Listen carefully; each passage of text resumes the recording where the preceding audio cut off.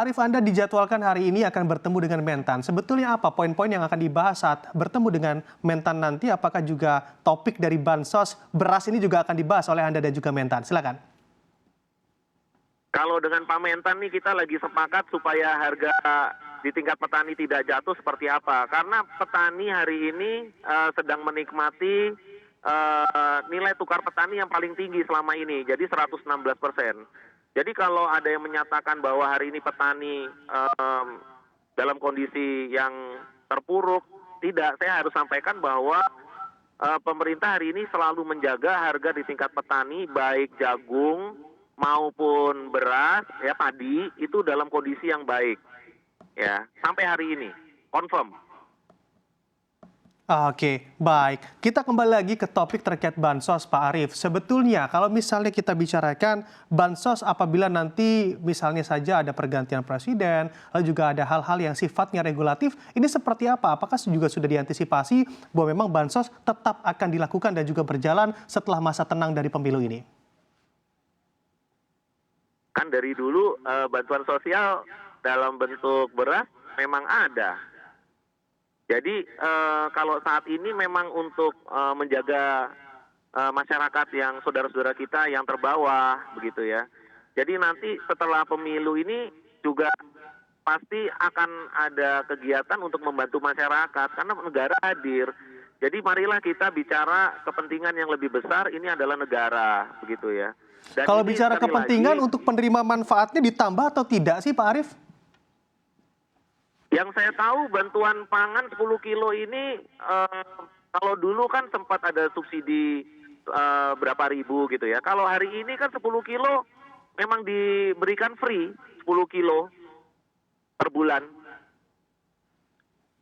Oke, oke, baik. Pak Arief, kalau kita bicara terkait perlindungan begitu ya, yang mana agar memang tepat sasaran, tepat guna bagi masyarakat yang membutuhkan, apa kiranya improve dari aspek-aspek dan juga stakeholder terkait penyaluran bansos beras ini, Pak Arief? Oh iya, saya lupa sampaikan bahwa untuk penerima ini ya, itu nanti ada by name, by address, by picture. Jadi disalurkan pasti kepada saudara-saudara kita yang memerlukan. Ya. Kemudian apabila ada yang tertinggal, bisa untuk mengajukan ya RT, RW, kemudian ke atas untuk diverifikasi. Dan itu prosesnya juga cepat.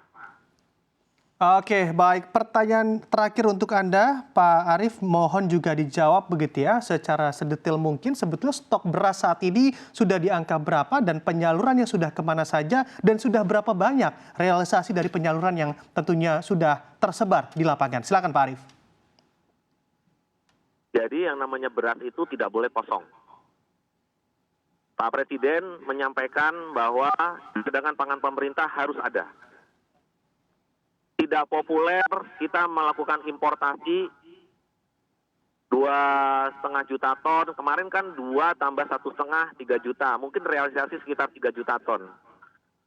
3 juta ton itu yang dipakai untuk cadangan pangan pemerintah melakukan intervensi. Mulai dari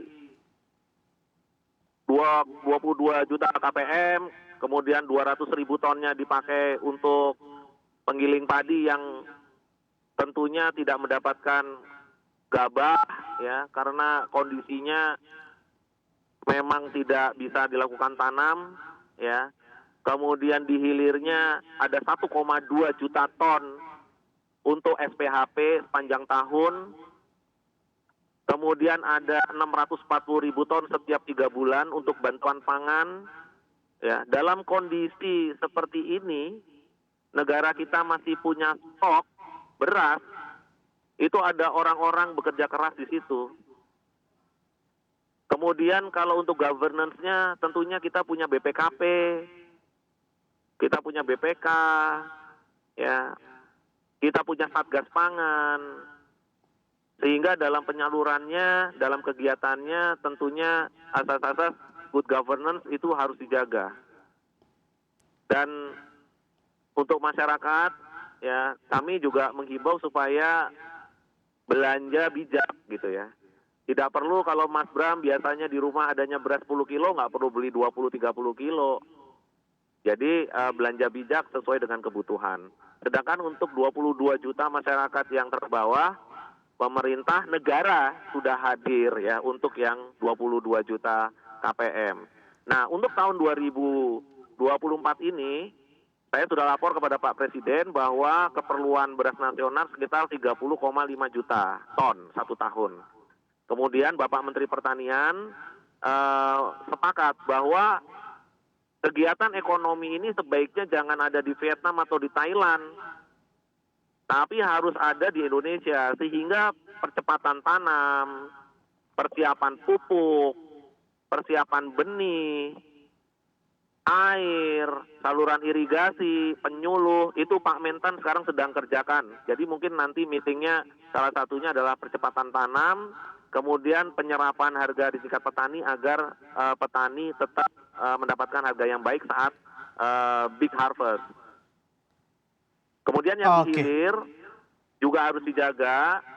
Kita bersyukur inflasi kita 2,57%, pertumbuhan ekonomi kita 5,05%. Jadi ini yang harus dijaga adalah pertumbuhan ekonomi harus tetap di atas daripada inflasi. Dan kita jaga baik-baik.